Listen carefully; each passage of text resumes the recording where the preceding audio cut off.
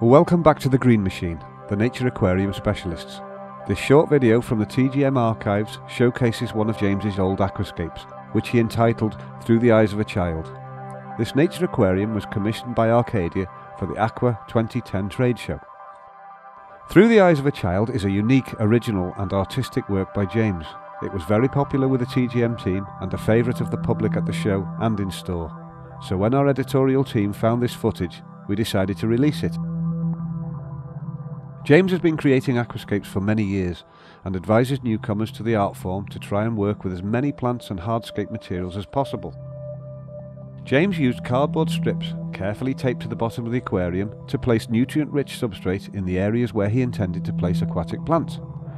Keeping the substrate exclusively in these areas helps to contain them within the boundaries. In this particular layout, James wanted the middle section to be a light, sandy area without any plants, which is why he adopted this technique. Later on in this video, you will see he places some rikiya stones between the sand and substrate areas to further minimise the risks of the plants spreading into this sandy area. These days, James uses substrate supports, which will allow you to easily separate your substrate and sandy areas. They will also provide a barrier between the two areas.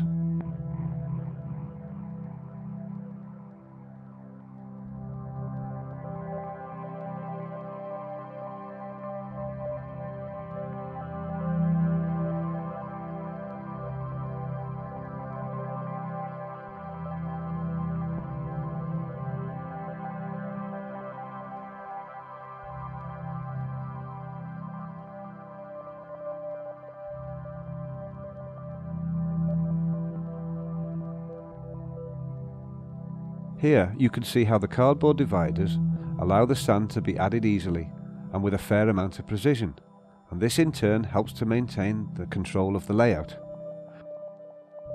Notice how James has placed a sandy path roughly in line with the golden ratio, or rule of 2/3.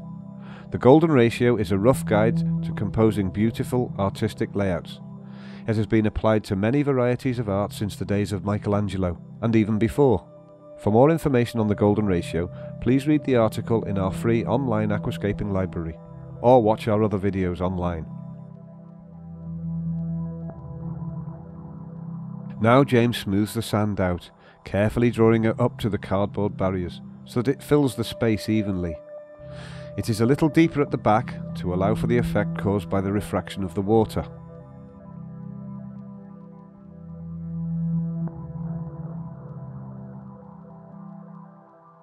Once the substrate layer is complete, the hardscape is added.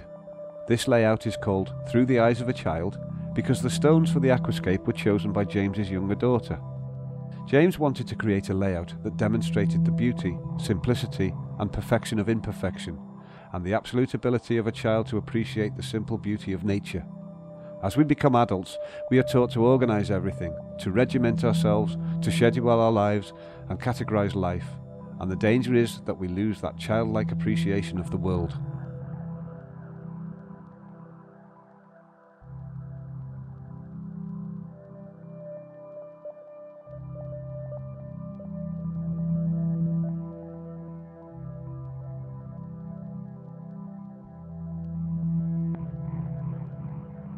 Notice the cardboard dividers can be fairly easily removed, and the sand and substrate layers remain separate.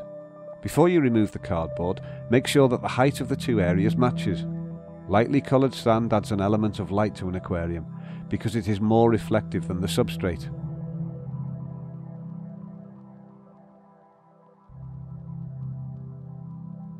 When creating an aquascape, a regimented, organised, orderly layout will not be beautiful. So to create a truly stunning layout, we must once again learn to see the world through the eyes of a child. James created Through the Eyes of a Child to demonstrate this, and the beauty, originality and impact of this aquascape is truly striking.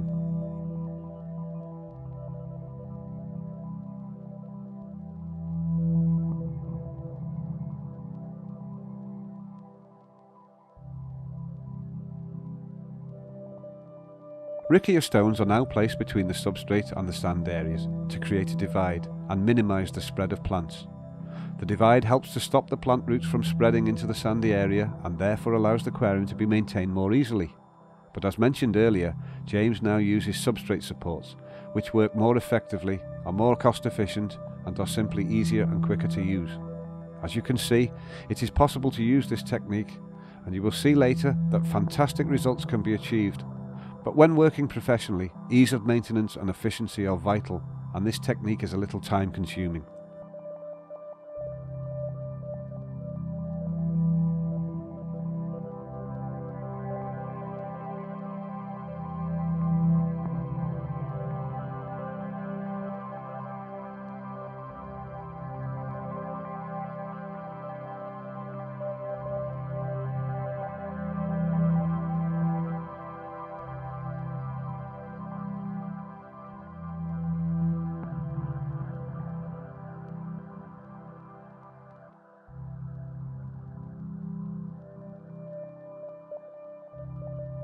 Next, some smaller stones are placed in the layout.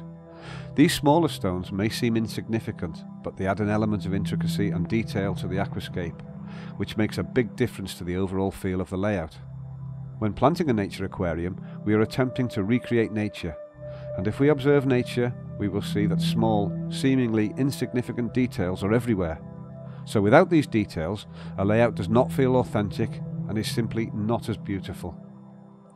In addition to this, the smaller stones are used to draw the eye effectively around the layout.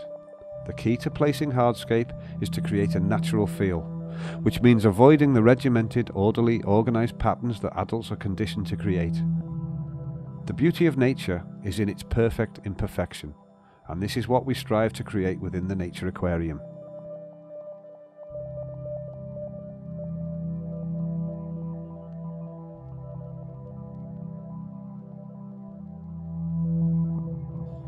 For more information on creating beautiful layouts, as well as some layout guides, please visit the tips and tricks section of our website, where you will find our free aquascaping library of articles.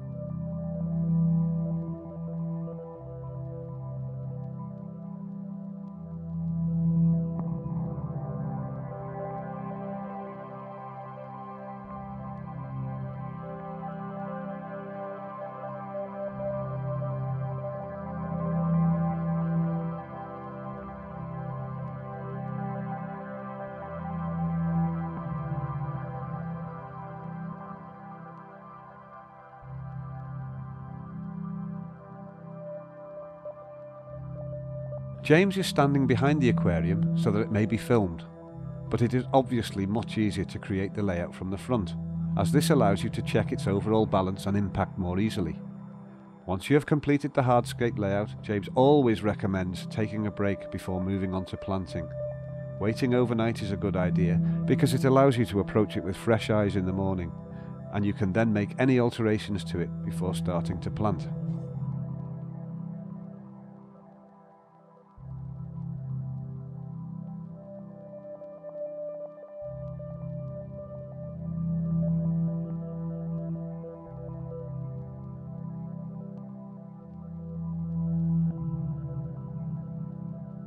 James stands back to check the overall balance of the layout and see if anything needs to be added, removed or repositioned.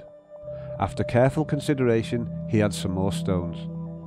When creating a layout, it is vital to take a step back now and then to consider the overall look. Otherwise, you may find yourself concentrating on a small part and accidentally forsaking its overall balance. And since a layout is an artistic composition, whilst the detail is important, we must not forget its overall composition. Finally, James adds some graded gravels to create a natural sense of intricacy.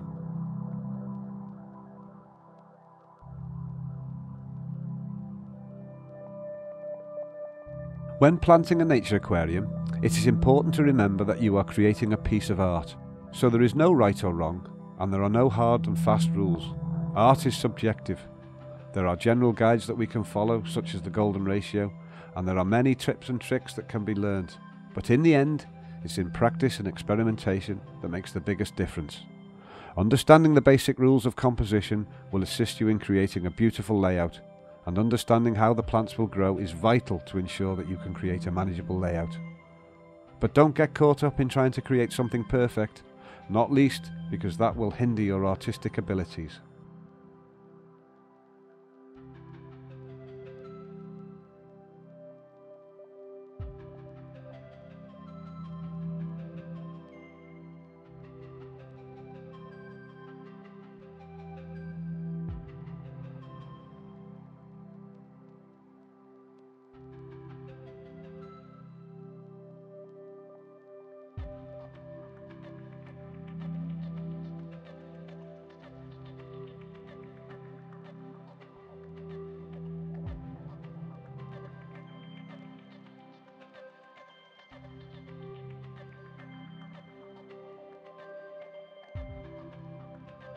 James fills the aquarium with water and begins to place the plants. As you can see, a good pair of aquascaping pin sets are vital for this job.